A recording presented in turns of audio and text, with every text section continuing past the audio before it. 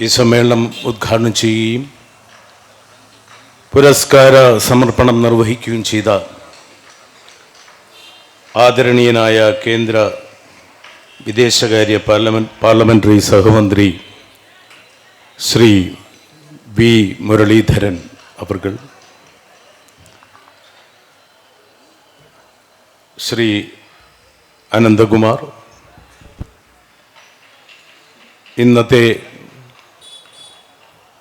ആദ്യ ശിവഭൂതത്താൻ പുരസ്കാരത്തിന് അർഹയായ ആദരണീയയായ ശ്രീമതി റാണി മോഹൻദാസ്, പ്രിയമുള്ള നാട്ടുകാരെ, അത്യധികമായ സന്തോഷത്തോടെയാണ് ഞാനിവിടെ നിൽക്കുന്നത്. ഭൂതത്താൻ സ്വാമി ക്ഷേത്രം എന്ന് പറയുന്നത്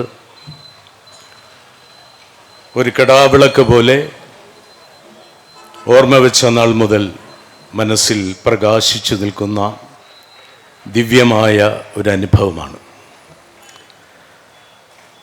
ആ ക്ഷേത്രത്തിൻ്റെയും ക്ഷേത്ര സമിതിയുടെയും പുരോഗമനാത്മകമായ മുന്നേറ്റം, വികസനം, അഭിവൃദ്ധി ഈ പ്രദേശത്തെയും ഈ സമൂഹത്തെയും സമഗ്രമായി പുണർന്നുകൊണ്ട് ആശീർവദിച്ചുകൊണ്ട് മുന്നോട്ട് പോകുന്നതിൻ്റെ ദൃശ്യം നേരിട്ട് അനുഭവിക്കുവാനും സാക്ഷ്യം വഹിക്കുവാനും ഉള്ള അപൂർവ സുന്ദരമായ ഭാഗ്യം ലഭിച്ച ആളാണ് ഞാൻ. ഇപ്പോഴിതാ പ്രഥമ ശിവഭൂതത്താൻ പുരസ്കാരം അവാർഡ് പ്രഖ്യാപിച്ചിരിക്കുന്നു. അത് ഇവിടെ ഏതാനും നിമിഷങ്ങൾക്ക് മുമ്പ് നൽകിക്കഴിഞ്ഞിരിക്കുന്നു. ഒരു ക്ഷേത്രത്തിൻ്റെ പേരിലുള്ള, ഒരു ദേവൻ്റെ പേരിലുള്ള അവാർഡ് അത് വ്യത്യസ്തമാണ്. പൂന്താനത്തിൻ്റെ പേരിൽ അവാർഡുണ്ട്, ജ്ഞാനപ്പാന അവാർഡ്. പക്ഷെ ആ തരത്തിലുള്ള അവാർഡുകൾ വളരെ കുറവാണ്. എഴുത്തച്ഛൻ പുരസ്കാരം പോലെ ഒറ്റ വ്യക്തിക്ക് നൽകുന്ന ഒരു അവാർഡാണിത്. ആദ്യത്തെ അവാർഡാണ്. അതുകൊണ്ട് ഈ അവാർഡിന് അർഹയായ സാമൂഹ്യ രംഗത്ത്, സാംസ്കാരിക രംഗത്ത്, എല്ലാ രംഗത്തും വളരെ മികവുള്ള വ്യക്തിത്വം കാഴ്ചവെച്ച സമുന്നതയായ ശ്രീമതി റാണി മോഹൻദാസ് അവർക്കാണ് ഈ അവാർഡ് ഇപ്പോൾ നൽകിയിരിക്കുന്നത്. പക്ഷേ ഈ ക്ഷേത്ര സമിതിക്കും ട്രസ്റ്റിനും ഇനി അങ്ങോട്ട് ഇതൊരു വെല്ലുവിളിയാണ് എന്ന് പറയാൻ എനിക്ക് മടിയില്ല. കാരണം ഇതേപോലെയുള്ള ആളുകളെ, മികവുറ്റ വ്യക്തിത്വങ്ങളെ കണ്ടുപിടിക്കുന്നതിൽ അവർ കൂടുതൽ ജാഗ്രത പുലർത്തേണ്ടിയിരിക്കുന്നു.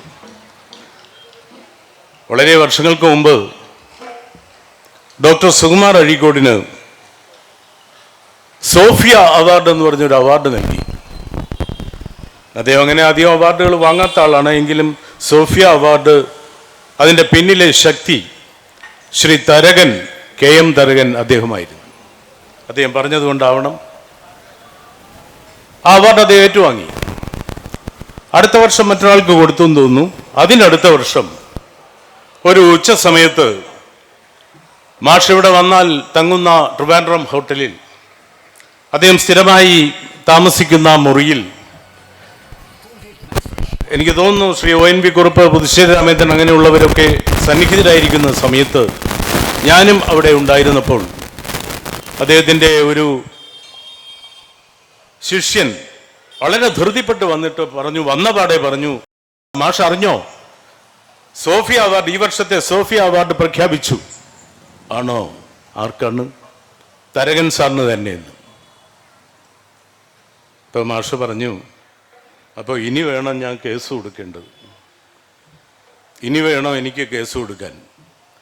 അപ്പോൾ എല്ലാവരും അദ്ദേഹത്തിൻ്റെ മുഖത്ത് നോക്കി. അദ്ദേഹം പറഞ്ഞു, പണ്ട് ഒരുത്തനെ വേറൊരാൾ കരടിയെന്ന് വിളിച്ചു, കരടിയെന്ന്.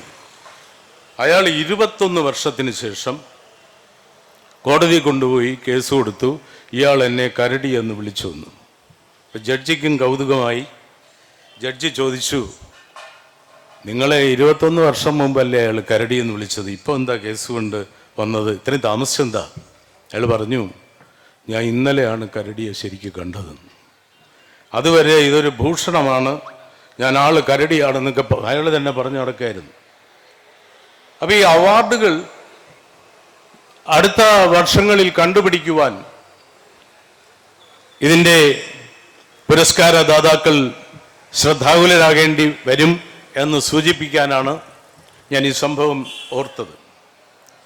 സ്വാമി വിവേകാനന്ദൻ മാർക്സിസ്റ്റുകളുടെ ദാർശനികൻ എന്ന് പറയുന്ന, ദാർശനികന്മാരുടെ മാർക്സിസ്റ്റ് എന്നും അറിയപ്പെടുന്ന സ്വാമി വിവേകാനന്ദൻ പറഞ്ഞത്, നമ്മുടെ രാജ്യത്തിൻ്റെ പ്രതീക്ഷ യുവാക്കളിലാണ് എന്നാണ്. പക്ഷേ ഏത് യോഗത്തിന് പോയാലും, സാംസ്കാരിക യോഗമാകട്ടെ, ദാർശനിക യോഗമാകട്ടെ, ആത്മീയ പ്രഭാഷണമാകട്ടെ, ഏത് യോഗത്തിന് പോയാലും ഇവിടെ എല്ലാം പലപ്പോഴും പോകുന്ന ഒരാളെന്ന നിലയ്ക്ക് അവിടെ എങ്ങും യുവാക്കളെ കാണാറില്ല. ഇപ്പൊ രാമായണ പ്രഭാഷണം സാഹിത്യ അക്കാദമിയിൽ നടക്കുമ്പോൾ അവിടെ വന്നതെല്ലാം 70 മേൽ പ്രായമുള്ള, 60 മേൽ പ്രായമുള്ള ആളുകളാണ്. 60 70 മേൽ പ്രായമുള്ള ആളുകളോട് രാമായണത്തെക്കുറിച്ചോ സീതയെക്കുറിച്ചോ രാമനെക്കുറിച്ചോ രാവണനെക്കുറിച്ചോ പറയേണ്ട കാര്യമുണ്ടോ? എവിടെയാണ് നമ്മുടെ യുവാക്കൾ? നമ്മുടെ യുവാക്കൾ മറ്റെവിടെയുമാണ്.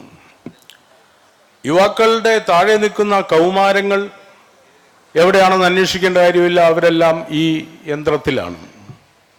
അവർ മാത്രമല്ല, മുഴുവൻ ആളുകളും ഇതിൽ നോക്കിയിരിക്കുകയാണ്. ഇപ്പൊ ഏറ്റവും നല്ല അപ്പൂപ്പൻ എന്ന് പറയുന്നത്, ഗ്രാൻഡ് ഫാദർ എന്ന് പറയുന്നത് ആരാണ്?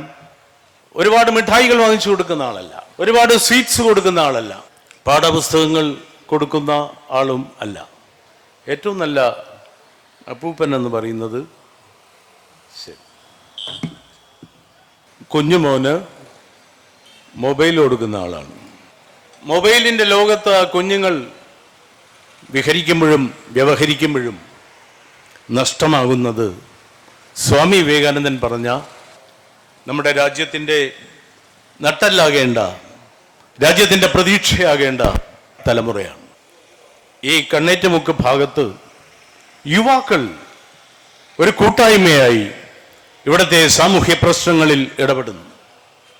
ഇവിടെ സമുന്നതമായ കാര്യങ്ങൾ അവർ നിർവഹിക്കുന്നു. അത് ആതുര ശുശ്രൂഷയുടെ രംഗത്തായാലും ജീവകാരുണ്യ പ്രവർത്തനത്തിലായാലും എല്ലാം പല പല പേരുകളിൽ, പല പല കൂട്ടായ്മകളിൽ ഈ ക്ഷേത്രത്തിൻ്റെ ട്രസ്റ്റ് എന്ന വിധത്തിൽ ഒരു കുടക്കീഴിൽ അവരൊത്തുചേരുന്നു. അതാണ് യഥാർത്ഥമായ സേവനം. സമർപ്പിത മനസ്സാണ് പ്രധാനം. അനുഷ്ഠാനങ്ങളെക്കാൾ, ആചാരങ്ങളെക്കാൾ പ്രധാനം മനസ്സാണ്, പ്രവൃത്തിയാണ്, കർമ്മമാണ്. അതുതന്നെയാണ് ശ്രീ ഭൂതനാഥ സ്വാമി ക്ഷേത്രം ട്രസ്റ്റ് നിർവഹിച്ചുകൊണ്ടിരിക്കുന്നത് എന്ന് പറഞ്ഞുകൊണ്ട് ഈ അവാർഡ് ജേതാവിനെ ഒരിക്കൽ കൂടി അഭിനന്ദിച്ചുകൊണ്ട് ഞാൻ എൻ്റെ വാക്കുകൾ ചുരുക്കുന്നു. നിങ്ങൾക്ക് എൻ്റെ നമസ്കാരം.